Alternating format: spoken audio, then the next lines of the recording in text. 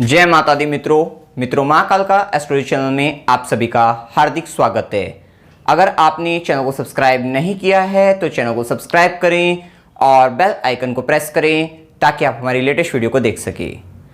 मित्रों, अभी तक हमारी जो षट बल सीरीज चल रही है उसके अंदर हमने स्थान बल जो पढ़ा है, अब ये जो स्थान बल है इसके अंतर्गत जो है, क्योंकि स्थान बल में भी क्या होते हैं, 5 प्रकार के बल जो होते हैं सम्मिलित होते हैं, उन सब का योग ही स्थान बल कहलाएगा। तो अब ये जो 5 प्रकार के बल हैं इनमें से हम उच्च बल पढ़ चुके हैं। जैसे कि षट बल के अंदर 6 प्रकार के बल थे, उसमें से स्थान बल एक बल है। अब उस स्थान बल जो है, अभी जो स्थान बल है इसके अंदर 5 प्रकार के बल हैं, जिसके अंतर्गत सबसे पहले उच्च बल है, दूसरा सप्तवर्गीय बल है, तीसरा ओजुगम बल है, चौथा केंद्रादि बल है, पांचवा देशकोण बल है, जिसमें से हम उच्च बल और सप्तवर्गीय बल पढ़ चुके हैं।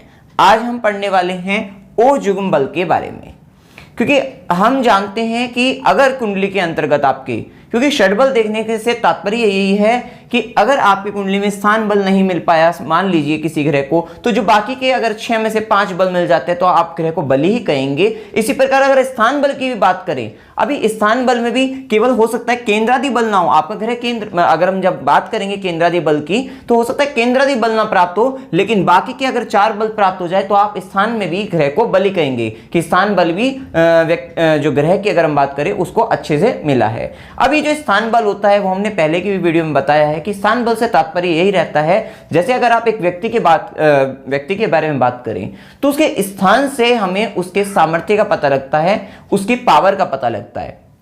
जैसा कि हमने पहले की वीडियो में बताया था कि भाई एक व्यक्ति है जो एक अच्छे राजशाही परिवार से अगर दिखता है, मतलब अच्छे घराने में, मतलब वहां पे मतलब एक अच्छे सिंहासन पर बैठा हुआ दिखता है, तो ये मतलब क्या होगा, उसकी पावर को दिखाई देता है। और एक वही व्यक्ति है जो नॉर्मल तरीके से रह रहा है, जी रहा है, मतलब जो है, और वहां पर जो है अभी इसमें भी जो है कुछ बातों में तर्क वितर्क हो जाता है, लेकिन यहाँ पर भी आप देख सकते हैं कि अब एक व्यक्ति भिखारी टाइप से है, भिखारी है मतलब जो है, तो वहां से उसकी मतलब अगर हम बात करें सामर्थ्य का पता लगता है कि वो कितना कर सकता है। या फिर आप पद की बात कर लेते हैं कि एक व्यक्ति एक बड़े पद पर बैठा है, एक छोटे पद पर बैठा है, तो वो पद क्या है, स्थान है। अब वहां से क्या पता लग रहा है आपको, उसके सामर्थ्य का, उस व्यक्ति के सामर्थ्य का। इसी प्रकार से ग्रह की अगर हम बात कर लें तो ग्रह भी जैसे जिस स्थान पर बैठा है, अब वहां से उसके सामर्थ्य का पता लगेगा। अब वो अगर दुश्मन के घर में, या फिर मतलब इन बलों के हिसाब से हम निकाल रहे हैं जैसे, तो वहां पर अगर केंद्र में बैठ जाए तो उसको अगर केंद्र में स्थान बल प्राप्त हो रहा है वहां पे, तो क्या होगा, वो बली होगा। अब उसके अंतर्गत भी अगर उच्च बल भी प्राप्त हो गया, सप्तवर्गीय बल भी प्राप्त हो गया, ओजुगम बल भी प्राप्त हो गया, पांचों के पांचों बल अच्छे रूप में प्राप्त हो रहे हैं,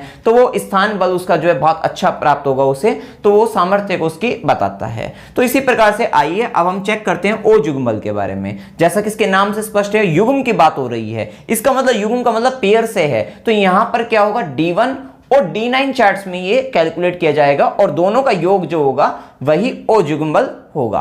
किस प्रकार से इसको हम कैलकुलेट करते हैं, किस प्रकार से हम इसको निकालते हैं, आइए देखते हैं। देखिए, बात हुई है D1 और D9 चार्ट की, तो सबसे पहले नियम ये क्या होगा इसमें कि दोनों जो कुंडली है उसके अंतर्गत हमें ग्रह की विषम या सम राशि जो है वो देखनी है कि ग्रह की स्थिति किस तरह से है, कि ग्रह विषम राशि के अंतर्गत है या सम राशि के अंतर्गत है। अब यहाँ पे दूसरा यहाँ पे बताया गया है कि जो अगर हम बात करें चंद्रमा की बात करें, शुक्र की बात करें, इनको जो है स्त्री ग्रह माना गया है।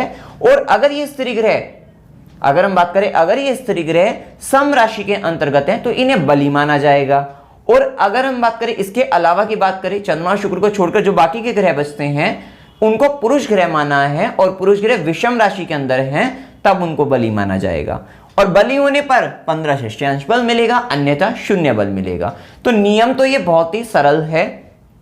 अभी आपको हो सकता है किसी किसी के माइंड में ये सही तरीके से नहीं गया हो, सही तरह से समझ में ना आया हो।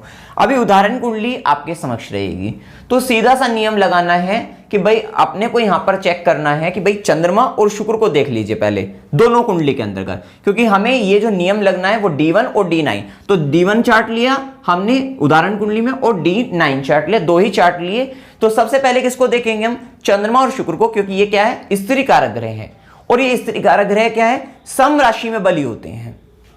तो अब देख लीजिए चंद्रमा को, देख लीजिए चंद्रमा को हम जो है D1 चार्ट में देख रहे हैं। चंद्रमा 2 नंबर वृषभ राशि के अंतर्गत है, समराशि है। समराशि विषम राशि आप जानते ही हैं, जो 2 से विभाजित हो जाती हैं वे समराशि हैं, जो 2 से नहीं विभाजित होती वे विषम राशि हैं।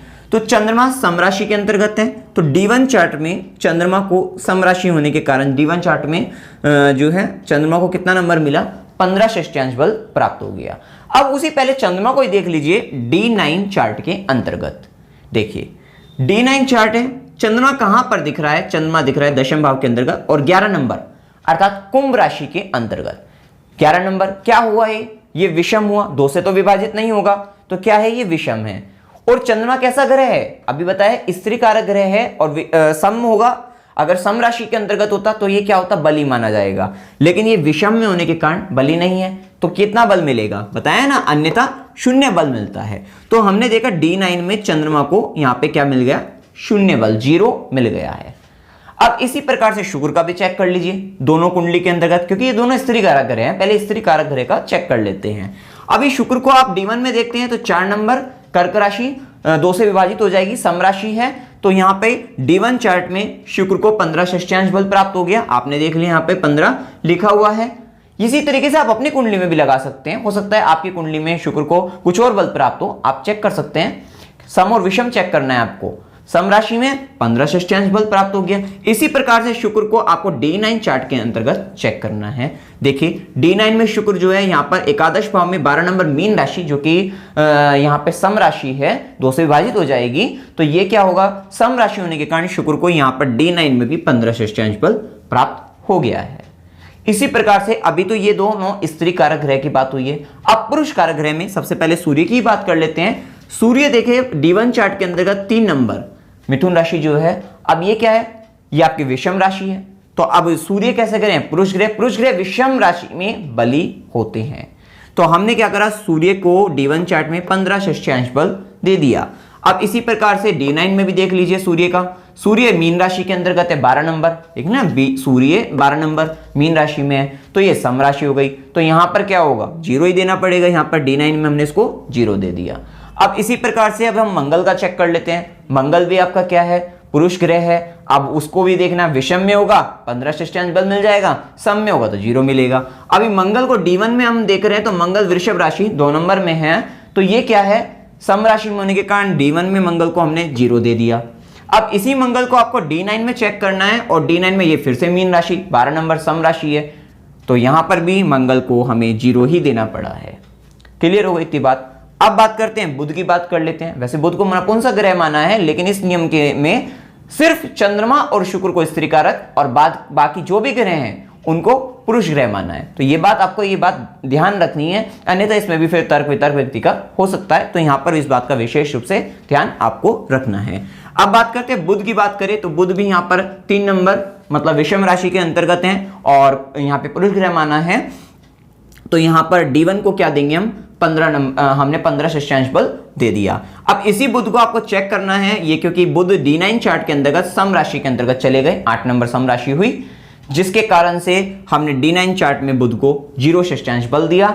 इसी प्रकार से गुरु का भी चेक कर लेते हैं। D1 में चेक करते हैं, गुरु 7 नंबर तुला राशि, जो कि विषम राशि है, और विषम राशि होने के कारण गुरु को D1 चार्ट में 15 षष्ठ्यांश बल प्राप्त हो गया, क्योंकि ये पुरुष ग्रह है, विषम राशि में बली होते हैं। अब इसी प्रकार से D9 चार्ट में हमने गुरु को चेक किया, गुरु 10 नंबर मकर राशि, जो कि क्या है, सम राशि है, तो अब गुरु क्या है, पुरुष ग्रह विषम राशि में बली होते हैं, सम में नहीं होते, तो इसी कारण D9 में गुरु को 0 षष्ठ्यांश बल प्राप्त हुआ। बस रह गई तो अब शनिदेव रह गए। शनिदेव का और चेक कर लेते हैं। तो शनि ग्रह की अगर D1 चार्ट में स्थिति देखते हैं तो D1 चार्ट में ये 11 नंबर, जो कि कुंभ राशि विषम राशि है और ये पुरुष ग्रह माना है यहां पर इस नियम के अनुसार से, तो यहां पे शनि को 15 षष्ठ्यांश बल D1 चार्ट में मिल गया। अब इसी प्रकार शनि की स्थिति D9 चार्ट के अंतर्गत देखते हैं और D9 चार्ट में शनिदेव जो है मीन राशि के अंतर्गत हैं, जो कि सम राशि है, जिसके कारण D9 चार्ट में शनि को 0 षष्ठ्यांश बल प्राप्त हुआ। अब ये आपने क्या कर लिया, D1 में भी दे दिया बल दे दिया ग्रह को, और इसी नियम के अनुसार से, और D9 में भी चेक करके बल आपने दे दिया। अब इन दोनों बलों को जो है D1 और D9 चार्ट में जो आपने ग्रहों को बल दिया है उनका योग ही ओज युग्म बल कहलाएगा। तो अब योग जब हमने कर लिया, सूर्य को कितना बल प्राप्त हुआ, 15 + 0 मतलब 15 ही मिला, और चंद्रमा को 15 + 0 15 मिला, मंगल की 0 0 तो 0 ही बल मिला, मतलब कि कुछ भी बल प्राप्त नहीं हुआ, शून्य बल है। और बुध की बात कर लेते हैं, बुध को भी 15 बल प्राप्त हुआ। गुरु की बात कर ले, गुरु को भी 15 बल प्राप्त हुआ, 15 षष्ठ्यांश बल। शुक्र की बात कर लेते हैं, शुक्र को 15 और 15 30 षष्ठ्यांश बल प्राप्त हुआ। और शनि की बात कर लेते हैं, शनि को भी 15 षष्ठ्यांश बल प्राप्त हुआ।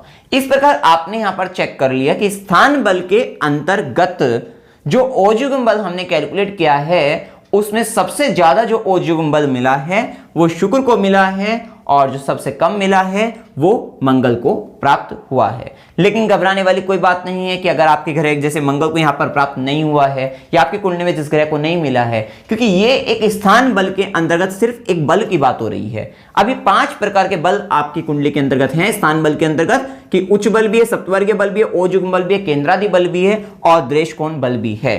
तो पांचों का जब हम योग करेंगे तब आपको पता लगेगा कि कौन सा ग्रह स्थान बली है और कौन सा ग्रह उसमें कमजोर है, वहां से आपको यहां पे पता लग जाएगा। तो अब इसमें कोई भी डाउट हो, अभी पहले आप भी अपनी कुंडली में लगाइए, क्योंकि षटबल सीरीज पूरी कंप्लीट आएगी तो उसमें आप पूरी अच्छी तरीके से आपको पता लग जाएगा कि आपका ग्रह किस किस तरीके से बली हो रहा है। षटबल में पूर्ण रूप से आपको पता लगेगा कि जैसे स्थान बल, सारे ग्रह के बल आप जब कैलकुलेट कर लेंगे तो आपको पूर्ण रूप से पता लगेगा कि किस चीज में बली है, स्थान बल के अंतर्गत कहां बली है, अच्छी तरीके से आपको पूरा पता लगेगा। पूरी षटबल सीरीज आप अच्छी तरीके से चेक करिएगा, अपनी कुंडली के अंतर्गत जो है लगाइएगा नियम और बताइएगा फिर उसके बाद। और यहां पर आपको कोई भी डाउट हो इसमें कमेंट सेक्शन में अवश्य पूछ सकते हैं। वीडियो अगर आपको अच्छा लगा वीडियो को लाइक कीजिए, शेयर कीजिए और चैनल को सब्सक्राइब कीजिए। जय माता दी।